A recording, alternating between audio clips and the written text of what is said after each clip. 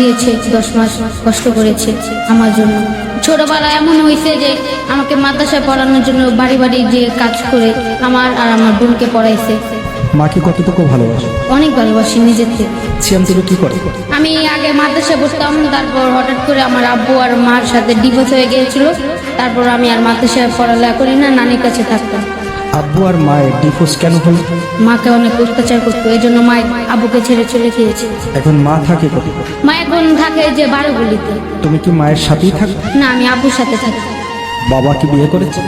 হ্যাঁ করেছিল, যে মহিলাকে বিয়ে করেছে তার একটা স্বামী আছে, তো স্বামীর কাছে আবার চলে গিয়েছে। বাবাকে কি প্রশ্ন করেছো কখনো যে আমার মাকে কেন ছেড়ে দিলাম? করেছিলাম, কিন্তু কি তোর মা বিদেশ করে আমাকে ছেড়ে চলে গিয়েছে এইসব বলেছে।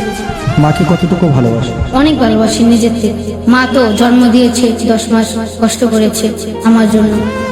মায়ের সবচেয়ে কোন ভালোবাসাটা তোমার বেশি মনে পড়ে? মা ছোটবেলা কত কিছু করতো আমার জন্য।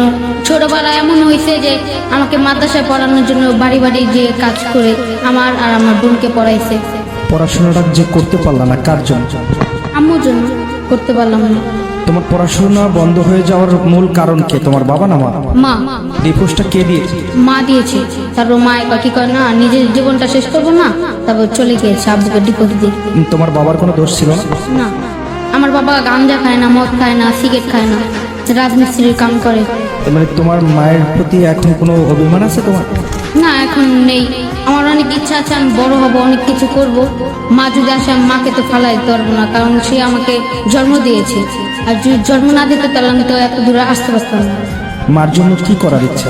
আমার একটা ইচ্ছা আছে যে বাবা মা থাকবে আমার সাথে, তাদের একটা ঘর করবো, বাড়ি করবো, সবাই মিলে একসাথে থাকবো।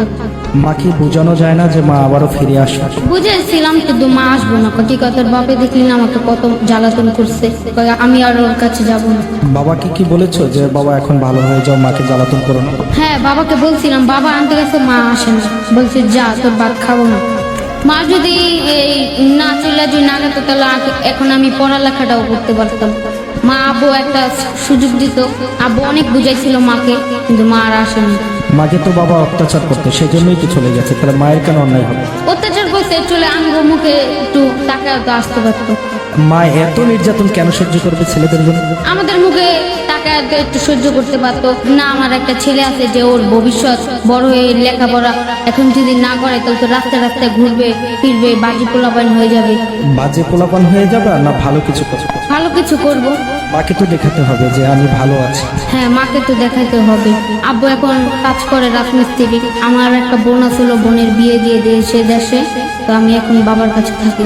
বড় হয়ে কি করার স্বপ্ন আছে? বললাম তো, বড় হয়ে আমার একটা ডাক্তার হওয়ার স্বপ্ন আছে। ডাক্তার হয়ে ফিরি মানুষের চিকিৎসা করব। এই চিন্তাটা কেন যে ফ্রি চিকিৎসা করতে হবে মানুষ? কত মানুষ দেখি রাস্তায় শুয়ে রয়েছে, ডাক্তাররা আসে নিয়ে বলে যে কি হয়েছে আপনার, দেখি পেটের টিউমার হয়েছে, নিয়ে চিকিৎসা করে দেয়। আমি বড় হলে তাদের একটা কিছু করব। এখন কি পড়ে না? আমি বর্তমানে দিল্লিতে পড়তাম, এখন করি না, মাদ্রাসায় পড়তাম, এই যে তালিমার হেদায়েত। পড়ালেখা ছাড়া কি ডাক্তার হওয়া যাবে? না, যাবে না তো। আমার একটা স্বপ্ন আছে যে বড় হব, এখন তো মার জন্য হলো না।